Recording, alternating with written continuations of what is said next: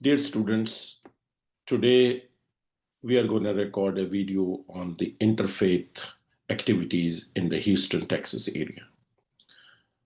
You know that Houston is a big area and it's one of the fourth largest city of the United States with respect to the number of the Muslim community. And naturally, it's a huge Christian community, hundreds of churches, and there is a good number of Muslims, I would guess more than 1 million. And there are a few hundred mosques also. So the Muslim community in Houston area is very active, thriving, and almost every mosque in Houston and every community are trying to have some kind of interfaith meetings, dialogues, interaction, joint activities. So there's a lot going on in Houston. I'll just give you a few examples for the sake of your understanding that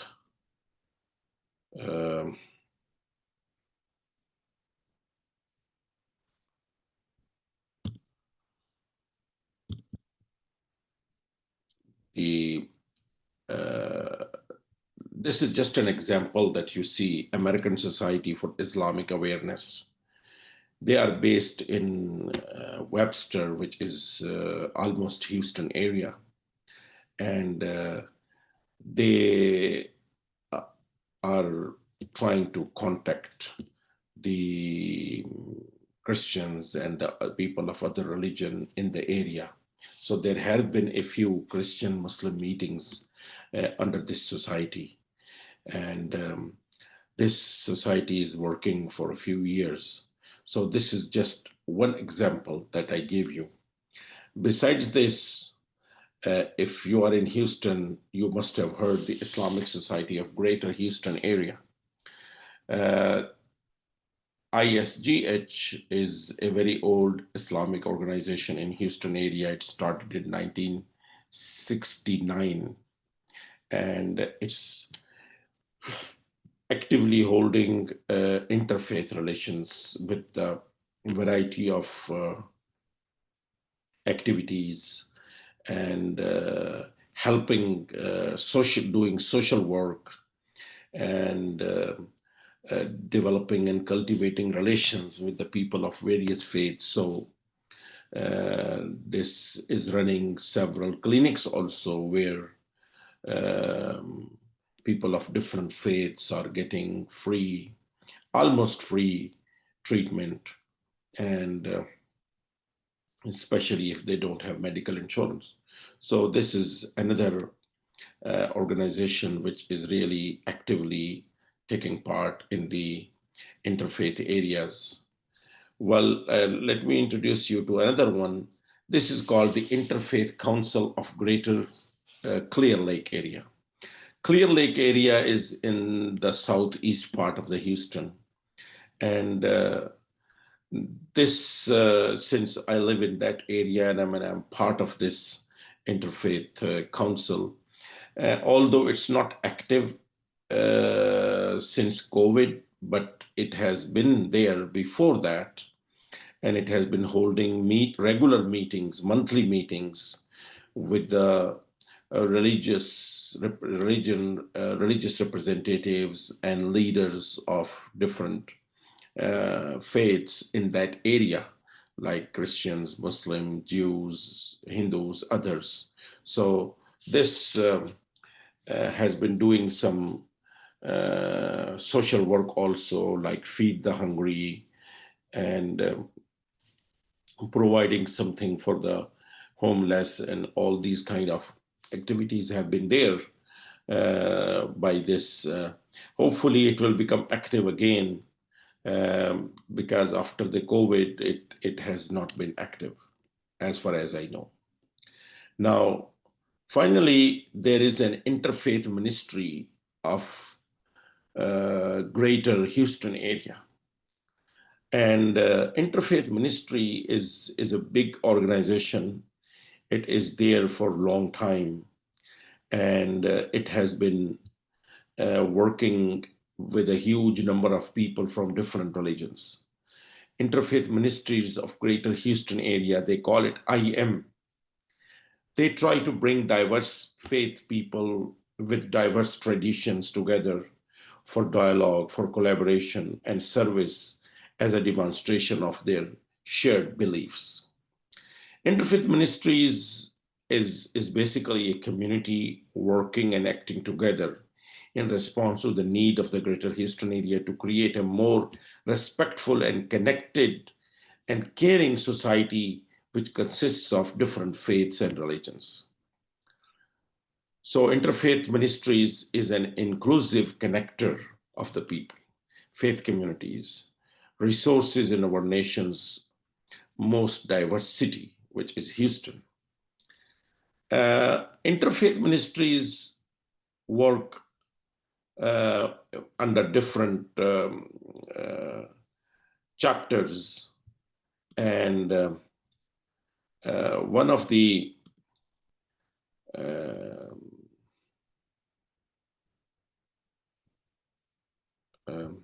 area that it's working is one of the chapter that it's working is the volunteer services in the Houston area. And these volunteer services, they act on the with the spirit of compassion, and they try to fulfill the needs of the people in different area, and people of different faiths, Muslim, Christians, and others. They get together and work together.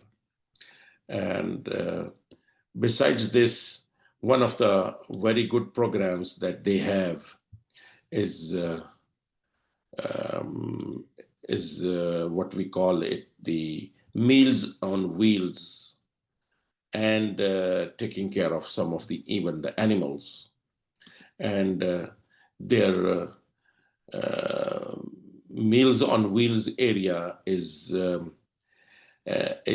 really what has impressed me, because it delivers food to 1.7 million meals to over 7,300 people. Who are these people? They are seniors, sick people. They are confined to their homes. They cannot go out. So a huge number of volunteers, which includes people of different faiths, they get together and they provide them, they volunteer to take the food and drive it to their homes and provide them there, most of the cases, the fresh food, hot meals. And this is really a service which makes a difference. And many people get fed, and you can imagine that what are their feelings and how good they feel when you feed a hungry person. Besides that, another area in which the Interfaith Ministry is working very actively is the interfaith relations and community partnership. This is another area that Interfaith Ministry engages different houses of worship, businesses, organizations, and nonprofits, collaborating services to embrace the service and respect to your neighbors and serve your neighbors. So that is something which is also working with a huge impact. And The last chapter that they are working, the Interfaith Ministries, under the title is the Refugee Services. And you know that Houston is a big place, and it's the house of many different kind of refugees. In this area, the Interfaith Ministry is working in collaboration with the U.S. State Department, excuse me, and helping resettle thousands of refugees in the Houston area each year, and helps out the newest neighbors successfully, accommodating them in their new land, in their new home, and trying to make them acquainted with the American life. So these are, besides this, there are several other um, interfaith activities which are basically going on in the Houston area, and which are not like shown in any website or in anything, but definitely there are a lot of other areas in which the people of different faiths are working. There is a group of imams and rabbis that they meet monthly, and they meet on lunch, and they discuss the issues of mutual interest, like atheism or other youth areas, drugs, something which is a concern of every faith community. And they try to discuss it and try to see how we can cope with these ideas. So anyway, there are a lot of much more interfaith activities going on in Houston area. And if you are in Houston, you can definitely participate in any of these. And as a part of the project of this course, you will get an opportunity to visit another worship house, which is not in your tradition, but another tradition.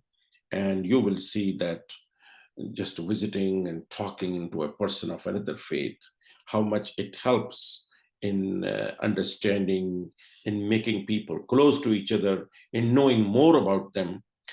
The problem occurs when we don't know about each other, or our information that we have about another faith or another community are not based on truth.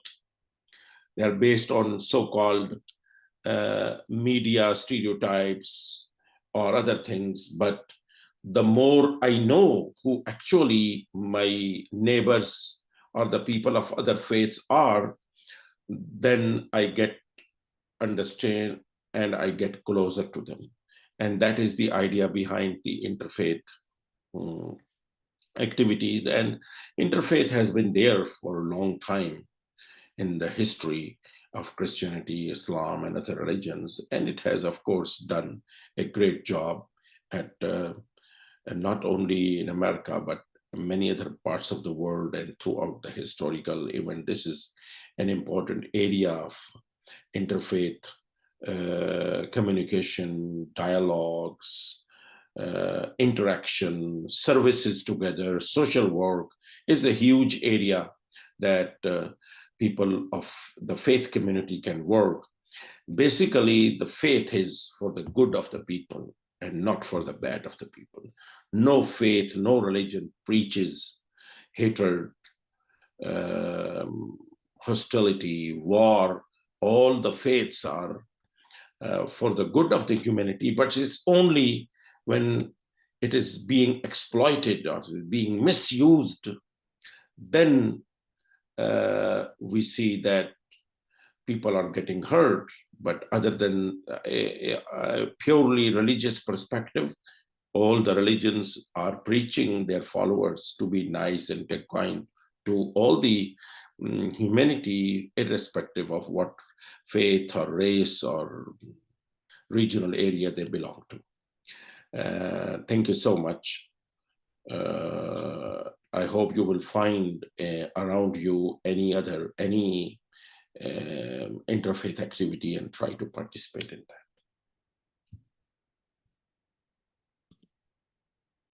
Well, hello, everyone. Now we're coming to the end of the semester, and we're been having our discussions about Christian-Muslim relations throughout history, sharing their details about how the two respective religions began, and what are all those aspects of the sacred that they use. I mean, what are the sacred stories about their beginnings? What are their sacred times and sacred rites? And how those traditions have grown and evolved, and how those two religions have either coexisted peaceably or had conflict over time. And we've been discussing this throughout the semester, but it all is moving toward a goal, and that is so that going forward, Christians and Muslims alike can have a significant dialogue and have those. There's no reason not to have that peaceable interaction going forward. So we want to talk a little bit about in the latter half of the 20th century, the Roman Catholic Church actually made great strides toward advancing that peaceful dialogue. And in the 50s, the Roman Catholic Church was preparing for what would have been their 21st ecumenical council. And ecumenical is just a term meaning everybody together. So it doesn't happen often in the history of the Roman Catholic Church, but there was a desire or a need for updating the church, basically bringing it current in an increasingly secularized society. By the time the 20th century, by the 20th century, so much of the world had become either irreligious altogether, very secular, or the global travel and global interactions had caused many people to interact with new faiths and new peoples that they had never met before, that the world was becoming so increasingly connected that the Roman Catholic Church saw a need to update itself, to bring its beliefs and bring its beliefs and practices a little bit more current to the times, but also address how they interact with people outside the church, outside of Christianity as well. And so the church began with convened the 21st Ecumenical Council in Rome. It met in St. Peter's Basilica from 1962 to 1965. And let me, if I could, Dr. Hawk, if I could, I'll share my screen briefly. And here we are, just to kind of share some of the notes that I'm discussing. From 1962 to 1965, and it lasted it was separated into 4 8 to 12 week sessions. And what that means is that those the theologians and bishops and cardinals from around the world will gather in one space to debate or discuss matters that they feel need to be addressed. And so each of these 4 sessions all affected or all addressed different aspects of the church, and really came away with two focuses, both internal and external. The internal matters had to do more with the things related to practice and liturgy. The big one was Roman Catholic services had always used Latin in their services. That was considered a standardized language dating back to the Roman times. And many saw value in that because you want to know that you'll encounter the same thing wherever you go. So if you go to a Roman Catholic service in the US, if you go to a Roman Catholic service in India or the Philippines or in South America, you're going to encounter the same thing every time. Well, so there was great value in having this standardization of language using, in every time you might go to a Roman Catholic service throughout the world.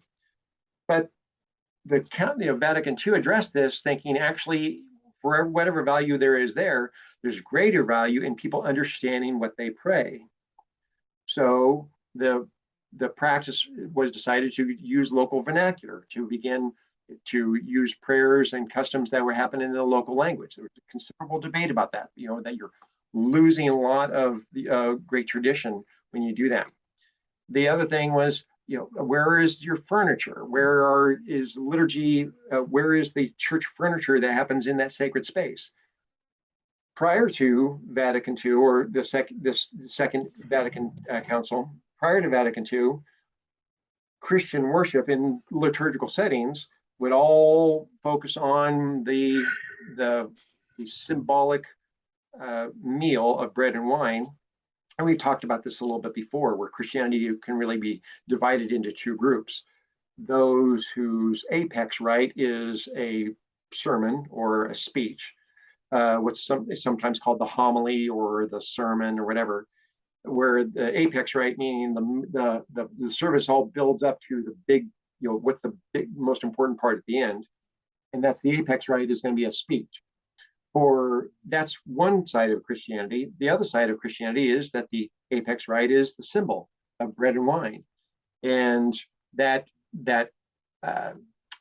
it's going to be usually bread and wine, or it's going to be symbolic of the last communion or the last supper that Jesus had with his disciples the night before he was betrayed and crucified.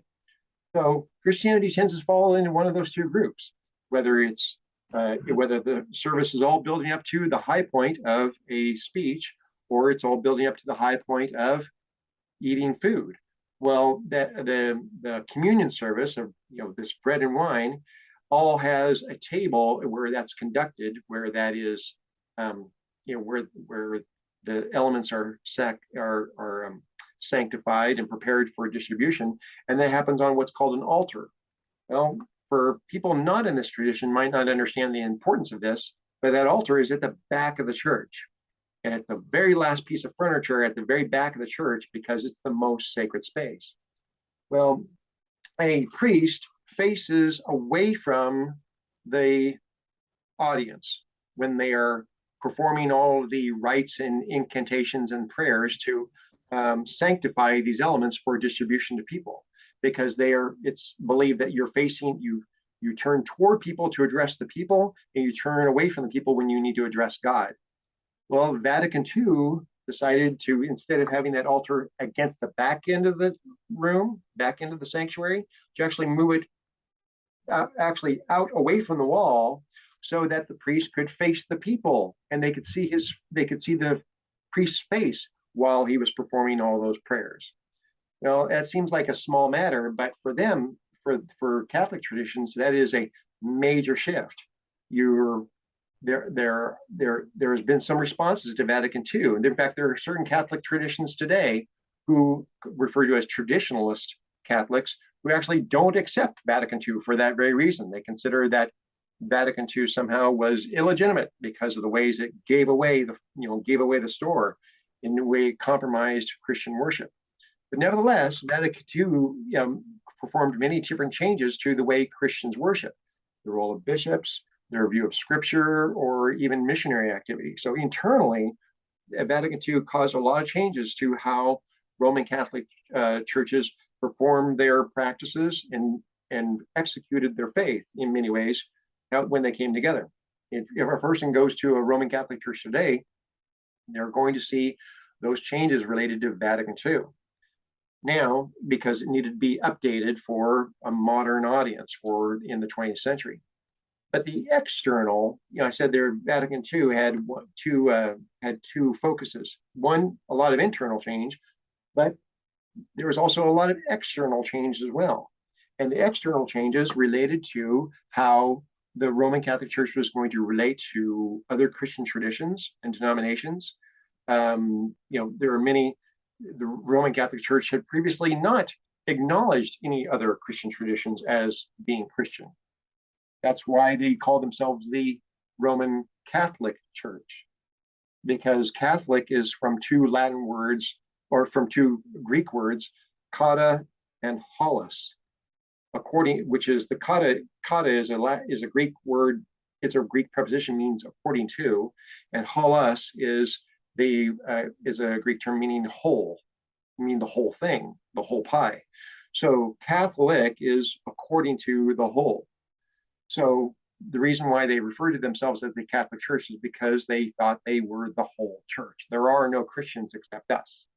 That's now the Orthodox Church, the Orthodox traditions or Anglicans or others look at the Roman Catholic Church and say, no, we call you the Roman Church. We don't like to call you Catholic because that includes us too. But nevertheless, that's why the Roman Catholic Church calls themselves the Roman Catholic Church, because for centuries they saw themselves as the only Christians. Well, Vatican II challenged that. Vatican II decided, well, we actually need to start referring to some of these other traditions as also Christian, just not like us, which is a radical change. And we need to start being more charitable in how we relate to other religions throughout the world that are more culturally specific, which also is. Can I certainly ask a question, Dr. Certainly. Ott? So Catholics still are the same way, like they don't consider Protestants as Christians? There are many, classic, very staunch Catholics will still look at other Christians and say, I don't know what you people are doing, but it's certainly not, it can't be Christian because it's so radically different than what we do. Right. And in like manner, there are many Protestant traditions that say the same thing about Catholics. In fact, oftentimes you will encounter someone who will say, "Are you Catholic?" And they'll say, "No, I'm Christian." And it's a very unfortunate way of using labels because the many Protestants see themselves as Christian and Catholics not. And many Catholics see themselves as the only Christians, and these other people are they don't see a big difference between, say, Second Baptist Houston and Jim Jones in Guyana. I mean, they don't. That's the other always sees the big differences and can't imagine that they're all part of the same group. So, I myself, I have the luxury of having served and not only participated in, but actually as an attender, but I've had the luxury of actually even been in a ministerial capacity, serving in a number of different traditions. And so I sometimes have an opportunity to see these great commonalities between them. But there are various different groups that don't want to acknowledge the other as even being in the same Christian camp. So it's interesting to see how they use labels like that. But Vatican II was really the beginning of Catholics starting to see other Christian groups as possibly also Christian, just not like us. Well, that was a radical change. And for that reason, Vatican II, it's over 50 years old, it's 60 years old now. It's still hotly debated among many who actually wonder how valid it really was. One of the most famous traditional Catholics who that we see in the high-profile traditional Catholics who don't even acknowledge Vatican II is the actor director Mel Gibson, who directed one of the most influential movies about the story of Jesus in this century, was called The Passion of the Christ. Well, I mean, he's famously belonged to a very traditionalist Catholic group that doesn't even acknowledge Vatican II as having been valid. So and he's not the only one, but there are several different groups that still hotly debate these issues.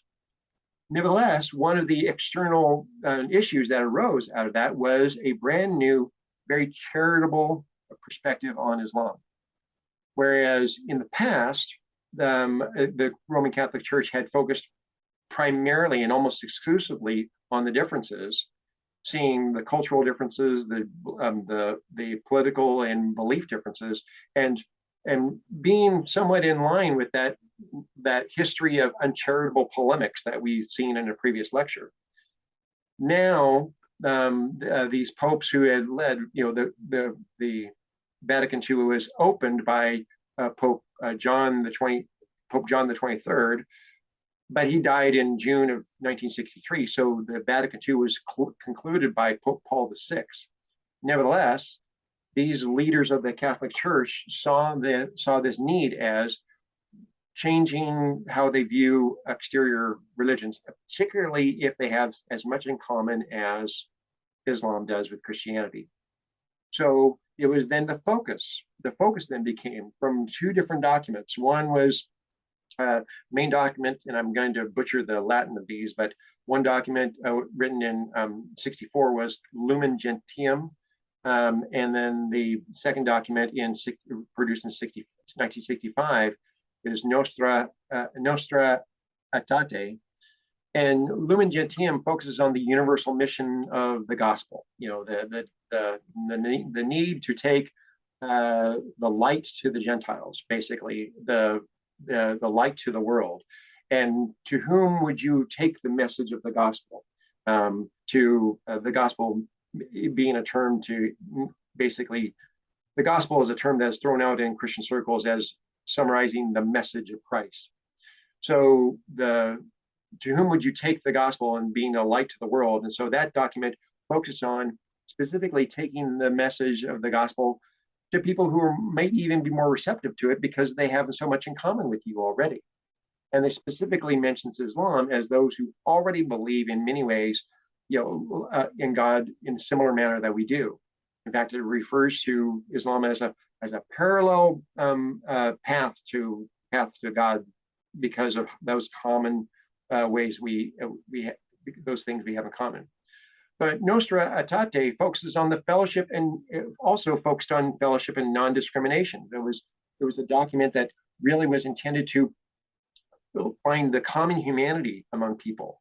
What are ways in which we have maintained the Roman Catholic Church should be maintaining the dignity of humanity, even in light of the differences that they have, and finding ways, seeking out those ways of common fellowship to so that we can say, here are things that we hold to be true together, even in light of the various different differences.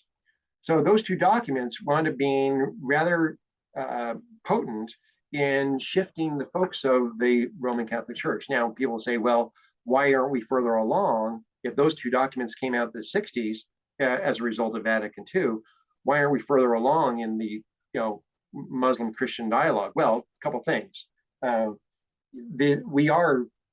We could say that those documents have really had their work because the papacy of Pope Francis is really seen as the culmination of those of Vatican II, because Pope Francis is someone who is famously signed peace accords with and gone into mosques in the Middle East to demonstrate contrition and prayer, and in some ways comes under a great deal of scrutiny from American Catholics for being, again, giving up the store, being actually too accommodating in some respects.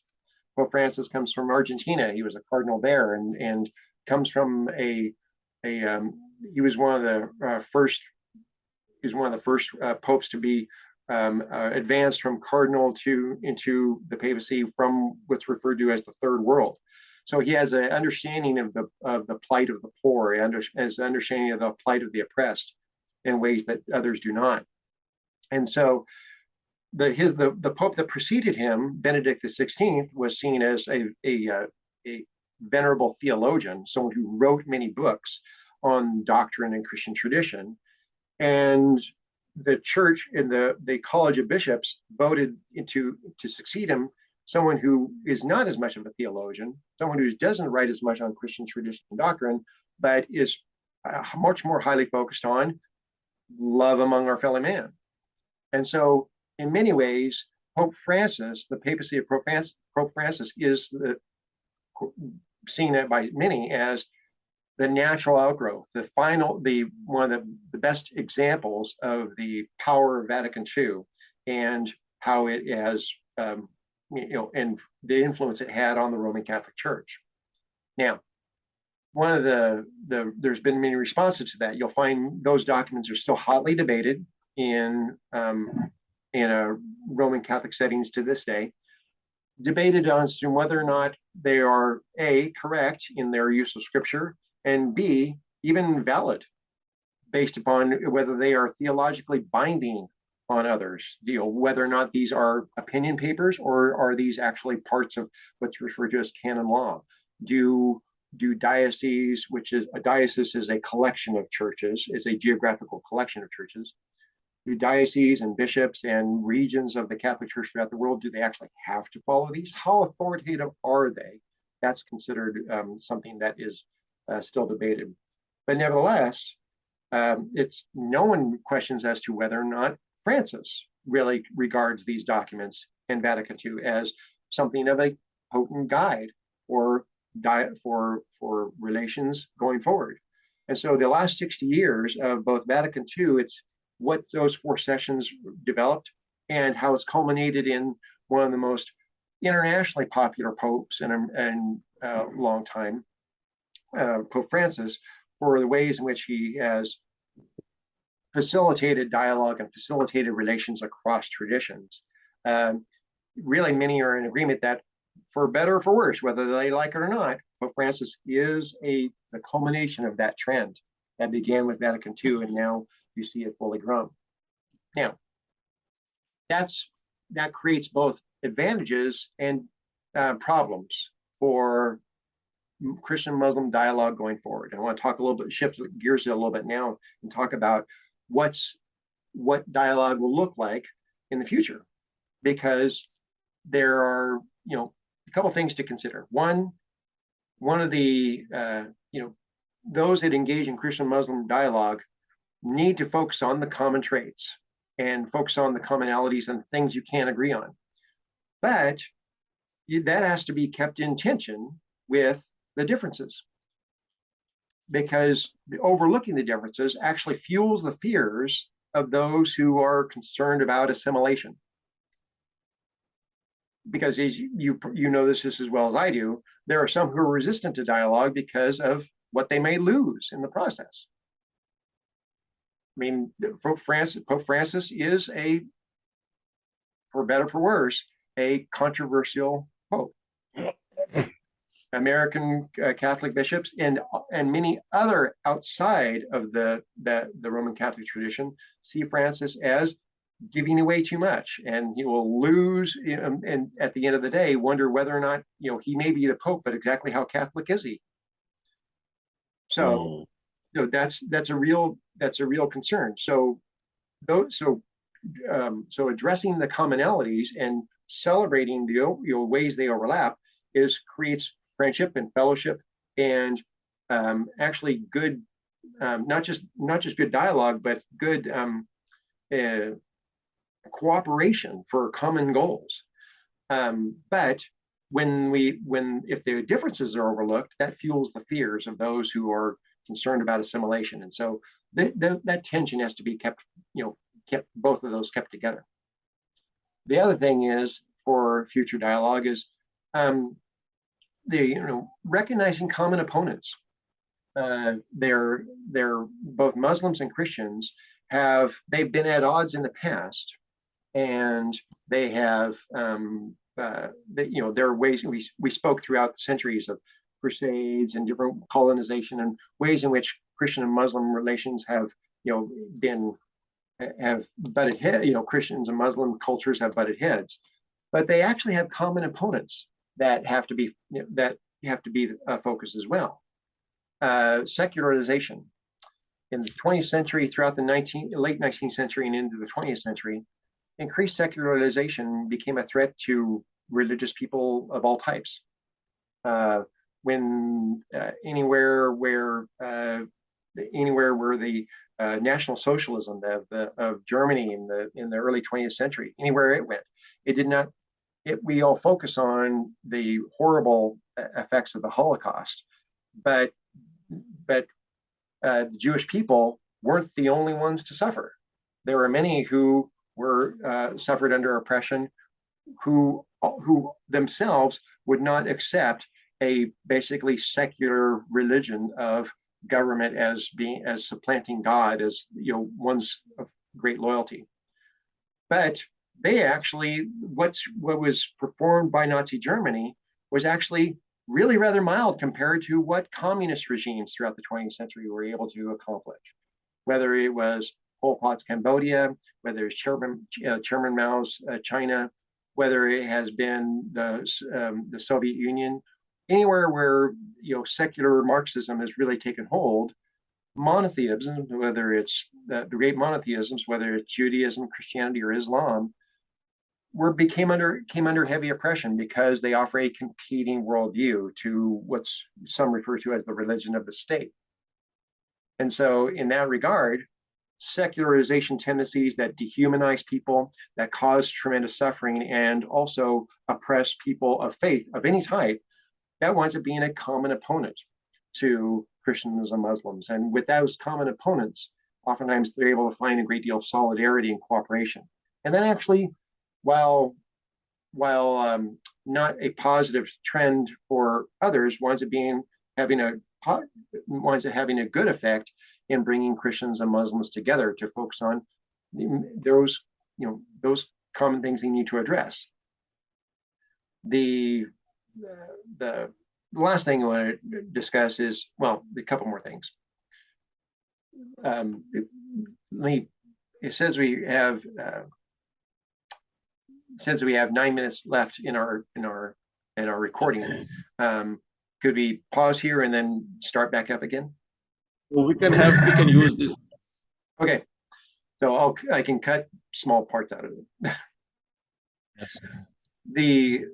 Another thing to consider in dialogue is what was discussed. I actually early on in the semester had a short written message to students about these two different things of debate and dialogue, and the necessity to keep those distinct. Debate, many people sometimes will use these terms interchangeably, but they are very distinct dynamics. Debate has a goal of victory. It has a goal of a victor, where one is going to put forth arguments and using facts and logic and different lines of thought that will somehow achieve a victory over the opponent. And many people do engage in debate competitions, and they do engage in debate where supposedly where an audience or a panel of judges will decide whether A or B won the debate. But I found that what that does, with the goal of having a victor and a victor and a loser, that actually hasn't advanced any relationship between the two. Sometimes that actually widens the divide. But dialogue is different. Dialogue has its goal of understanding, of illumination, of gaining wisdom so that the actual relationship can be advanced. So dialogue tends to be more placed there, tends to make greater use of the interrogative, asking questions more, asking for clarity and understanding. Dialogue tends to assume that you don't know what the other person would like to present to you, and would ask more. I found that in debate, there's an assertion by A and B, or we could say just Christian Muslim. There's an assertion of what the other person believes that may not be what they believe at all. The Muslim says to the Christian, "Oh, what you guys believe," and the Christian says to the Muslim, "Oh, I know what you guys believe," and both of them speak out of profound ignorance. Instead of in dialogue, it's closed in the interrogative. It's asking the question, "Could you share with me what you believe?" And I'll maybe ask clarifying questions so that I understand better. And so the dialogue is two totally different goals, different dynamics, different ways of approaching the conversation. And a way that looks for the Christian, and the rationale for that from the Christian perspective, I can just speak from Christian doctrine. There's actually a theological reason for this. In Christian doctrine, there's a belief that God gives his grace to humanity. God's grace is, defined rather generically as, you could define grace as generically as an unexpected benefit from a source not obligated to grant it. But divine grace, or God giving grace to someone, is an unexpected benefit that God was under no obligation to grant, but did.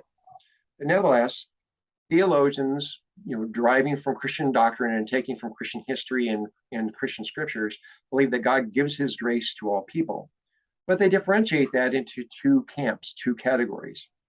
They describe it as special grace, and on the other hand, they refer to something as common grace. Now, special grace, theologians describe this as the way in which God illuminates the minds of people so that they will be open to the gospel, the message of Jesus Christ. So that's the thing. They refer to that as special grace. Special grace is the manner in which God opens up someone's mind and heart so that they will respond favorably to the message of Christ. Well, and that produces a very specific religious response related to Christianity. But theologians also refer to as common grace. And common grace is ways in which God tends to tease out goodness from all people, regardless of whether or not they respond to the gospel. So anytime someone says, well, there may be a certain number of Christians in the world, but there's a lot of good people out there that aren't Christian. How do you handle that? Well, theologians will say, well, God's common grace is given out to humanity such that you will find positive things. You will find goodness in places, and it needs to be celebrated there. Well, theologians then would look at other religions, specifically Islam, and say, I'm not willing to say that that's the same as, say, the special grace whereby all men are saved and are rightly related to God. Pope Francis has actually come close to saying exactly that, which makes him controversial. But even the most conservative theologians will say, but I do believe that God's common grace is clearly given many ways to Islam, because look at all the ways in which I see so much of what I consider to be good embedded within that tradition. So even though the most conservative and the most staunchly exclusivist Christian theologians may still kind of dig in their heels and say these things are not the same, still though there's great theological reason why Christian theologians should be seeking that dialogue and seeking out and showing to expose the common grace through these commonalities. And it makes the world better, and actually it makes great strides to ameliorate human suffering, which every Christian should be for and seek to advance. That's basically what I had to share about Vatican II and also how it affects dialogue going forward. So, did you have comments, Dr. Hawk? Yes, that's very good. The only thing that it's very interesting is that in many of the areas or the countries where Muslims are in majority, the Christians living over there, they adopt very similar culture. And even the religious culture becomes very similar. Like, for example, there are a few million Muslims in Pakistan, and Catholics and Protestants both. Yeah. And a lot of terminology that they use for their religious services is similar to that of the Muslim terminology in their worship. Interesting. And besides that, their culture, their dressing, their everything is very similar. It's very difficult to differentiate between a Muslim and a Christian just by looking at them. Oh, absolutely. I could see that. Because pretty much all the Christian ladies will cover their head, right, because it's a part of culture. So, and as far as the other dress is concerned, regular for men, it is the same. So it's very difficult. And even, there is an Arabic word for the messenger, for the prophet, which is mentioned in the Quran. It's called Rasul. Okay. Rasul means the messenger who brings the message from God. And we use it for Prophet Muhammad and Moses and Jesus and Abraham. So the same term Rasul is used for the Christians in India, Pakistan, for Paul. So they call him Rasul Paul. Interesting. Yeah, that's what I wanted to share with my students. Well, thank you. I agree. I mean, I once attended a Coptic Christian church in Katy, out in Katy, west of Houston. And what I found was, at that time, not fully appreciating one, I'd never attended a Muslim prayer service before, and I only knew cultural differences. And so when I attended this Coptic Christian church, I was for a moment there wasn't certain that I had wandered into a Christian service, because these were all because it was very much a Christian tradition, but because culturally it was so Egyptian, I had mistaken it for possibly a different. I thought, do I need to go back and read the sign on the front door? Have I stumbled into a type of Muslim service? And realize, no, actually, Okay, yeah, right, because yeah, I the didn't. cultural. They, Go ahead. yeah, and as far as the religion of Islam is concerned, I want to make it clear a Right. point to my students that uh, pretty much like Christianity, Islam being a universal religion in every part of the world, Right. there are almost 50 Muslim majority countries with their own different culture. Mm-hmm. So the religion of Islam pretty much adopts into any culture.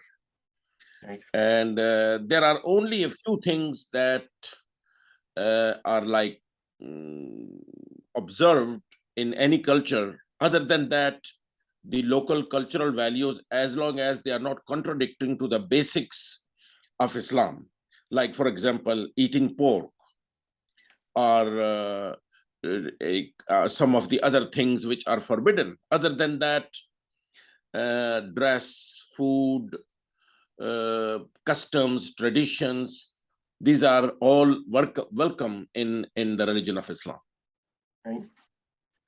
Well, it took me having those experiences to be able to appreciate that, one, the vast different varieties and diversity within the Christian tradition, but two, I realized that I really needed to attend and gain permission from someone and attend a Muslim prayer service if I could, so I could appreciate how that is conducted, appreciate better the differences and similarities, and better to understand people that I don't. And I think that in our call for dialogue, it's important to assume you don't know the other person as well as you think you do. That was one of the challenges I faced. America specifically has had a challenge in the post 9/11 world of not always attaching religion to events that really don't represent the whole, and as a result, people will congeal into their camps and always think about the other. Right. Right. And it is human nature to assume diversity in our own group, but to understand diversity in our own group, but assume uniformity in the other group. We just do that as people, but we have to fight that tendency and go and go and find out. And to that end, we created the final project for students where if they are in one tradition, they needed to go witness the other tradition. So, and because for me, that was probably the largest, that was the greatest single act that helped me better understand. I could read in books about the other tradition, but until I actually go and see the beauty, the history, the way in which those are conducted, then I appreciate that these are actually people in another tradition with whom I can relate and make friends and have dialogue and understanding over time. So we really wanted our students to to really embrace that final project, that understand that simply doing research from the internet or from books is just simply not going to be adequate. They have to experience what other people Right. do, if it's one tradition or the other, and then come back. And we gave them categories and instructions on how to report that, so that they maximize their Right. understanding. So I think that a course like this, We will tell them even the question. Yeah, we can help them in formatting the. right? So ultimately, so that they are able to have in the future, they're able to have discussions and good dialogue, like you and I have been able to have as well. You're right. And as usual, we will be telling them some of the questions that they may ask That's right. the minister or the imam.